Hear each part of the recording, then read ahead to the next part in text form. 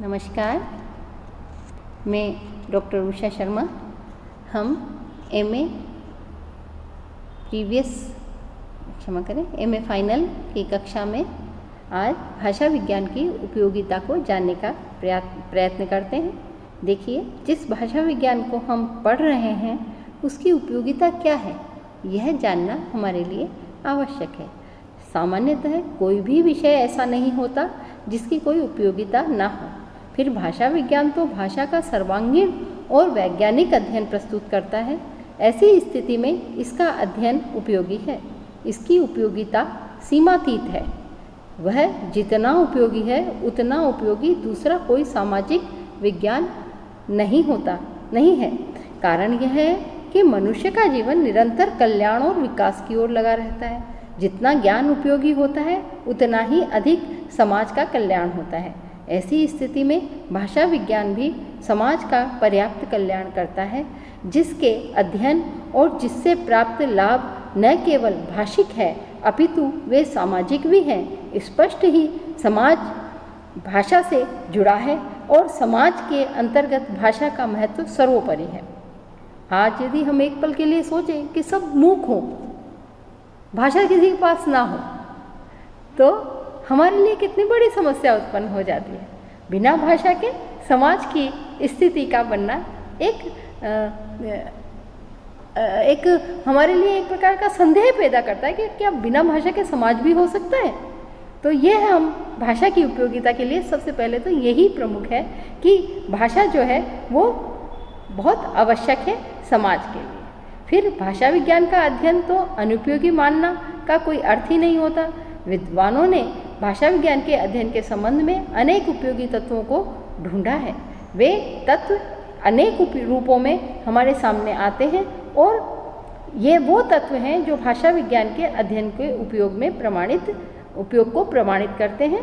भाषा विज्ञान की उपयोगिता निम्न बिंदुओं के आधार पर हम देख सकते हैं। देखिए, पहला, किसी भी शास्त्र का या विज्ञान की सबसे बड़ी उपयोगिता यही है कि वह ज्ञान के क्षेत्र का विस्तार करता है, और भाषा विज्ञान भी इसके लिए अपवाद नहीं है।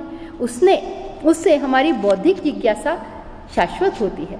प्राचीन काल से लेकर आज तक भाषा विज्ञान का अध्ययन इसी उपयोगिता के आधार पर हो रहा है।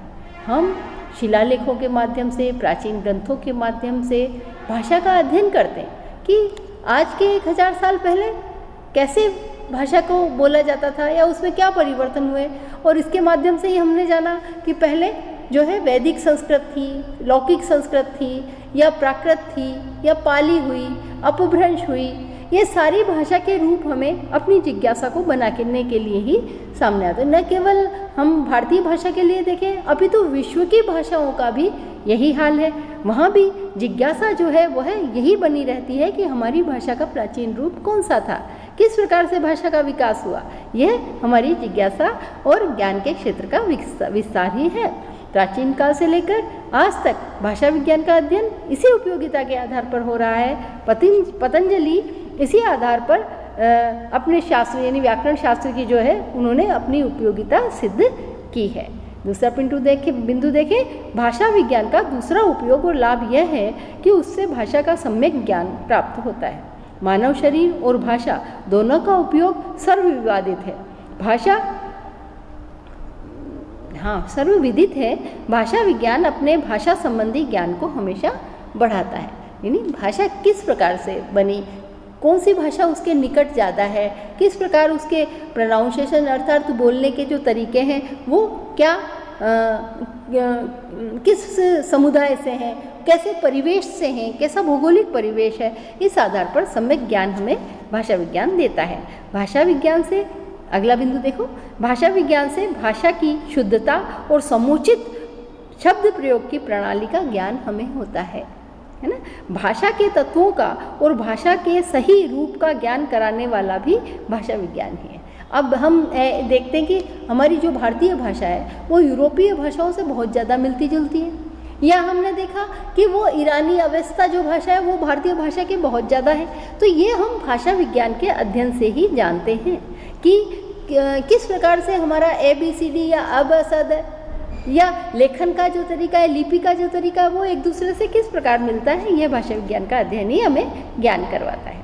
अगला देखो, साहित्य के ज्ञान के लिए भाषा विज्ञान का अध्ययन अत्यंत आवश्यक है। भाषा के निर्माण पक्ष का ज्ञान भाषा विज्ञान से ही होता है। जब हमने देखा वेदों का, ऋग्वेद का जो भाषा है वो सबसे पहला भाषा का रूप है, और वो कैसा रूप बना, धीरे धीरे हमारे भाषा के अंदर परिवर्तन होते चले और व्याकरणिक नियम भी हुए। ये सारे नियम और ये सारी चीज़ें भाषा के विज्ञान के विकास के साथ ही हमें मिलने लगे। पांचवा देखिए, समाज और संस्कृति के ज्ञान के लिए भाषा विज्ञान बहुत ही उपयोगी है। इसी के द्वारा समाज विशेष की सभ्यता और उसके मानसिक विकास की जानकारी हमें होती है। इस प्रकार भाषा विज्ञान के अध्ययन के प्रागैतिहासिक काल की सभ्यता और संस्कृति का ज्ञान प्राप्त करते हुए हम यह समझ सकते हैं कि प्राचीन काल में भाषा के किस प्रकार का शब्दों का प्रयोग होता था। तो भाषा के जो रूप है वो हमें पहले बाद की भाषाओं में या समय के अनुसार जो भाषाओं के परिवर्तन है उसके आधार पर हमें दिखाई देते हैं और हम उनको जान सकते हैं। ठीक है, अगला पॉइंट देखते हैं हम। देवेंद्रनाथ शर्मा ने भी इसके संबंध में लिखा है कि भाषा विज्ञान वाक् चिकित्सा का आवश्यक अंग है। किसी व्यक्ति के तुतलाने या हकलाने से भाषा विकृत और अभिव्यक्ति बाधित होती है। इस बाधित अभिव्यक्ति के क्या कारण हैं तथा उन्हें कैसे सुधारा जा सकता है आदि बातों का ज्ञान भी भाषा विज्ञान देता है। तो हम ये देखें कि आजकल जो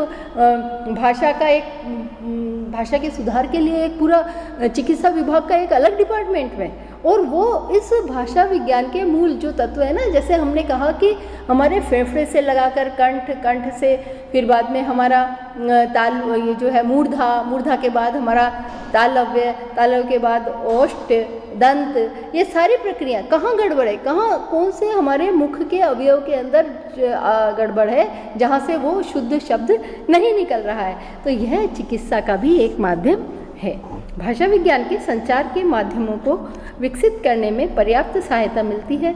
आज दूर संचार और अनेक अन्य साधनों के विकसित होने में भाषा विज्ञान की उपयोगिता प्रमाणित है।